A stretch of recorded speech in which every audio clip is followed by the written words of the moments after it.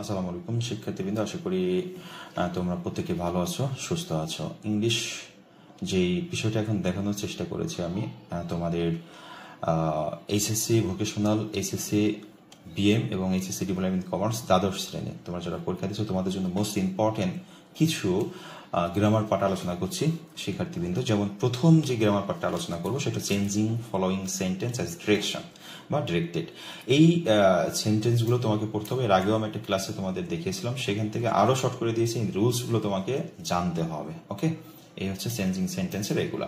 এরপর হচ্ছে use of words or phrase.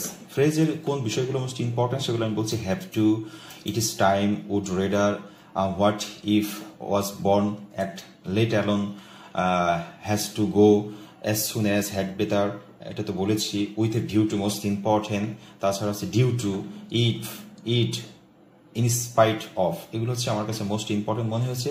এই যে বক্সের যে রুলস রয়েছে, তোমার ফ্রেজগুলো রয়েছে, এই ফ্রেজের অর্থ তোমাকে মুখস্থ করে নিতে হবে, তাহলে এরকম আসলে তুমি বুঝতে পারবা। হ্যাঁ, যেমন একটা উদাহরণ তোমাকে নিয়ে বলি, যে একটা উদাহরণ দিলে বুঝতে পারবা। এই যে হি ড্যাশ ইজ 1957, তো এখানে কি হবে? হি ওয়াজ বর্ন। এই যে ওয়াজ বর্ন, সে জন্মগ্রহণ করেছিল 1997 সালে, 57 সালে। ওকে, এরপর আমরা যাচ্ছি কানেক্টর। কানেক্টরের ভিতরে আবার কোন কানেক্টরগুলো আমার কাছে মোস্ট ইম্পর্টেন্ট মনে হচ্ছে? অ্যাজ, ইন অর্ডার টু, তারপর হচ্ছে until, since, why, till, as well as, তারপরে দেন, অর, এগুলো মোস্ট ইম্পর্টেন্ট। হ্যাঁ, so that most important, who important, তারপরে whatever important, as if important, এগুলো মোস্ট ইম্পর্টেন্ট। এগুলোর অর্থ এবং যে ইউজ রয়েছে সেগুলোকে তোমাকে কিন্তু অবশ্যই শিখে নিতে হবে শিক্ষার্থীবৃন্দ।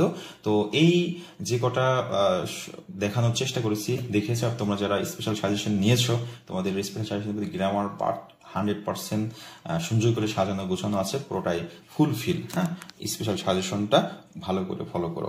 সবাই ভালো থাকবে, তোমাদের জন্য দোয়া রইল। দোয়া রেখে শেষ করি। আল্লাহ হাফেজ।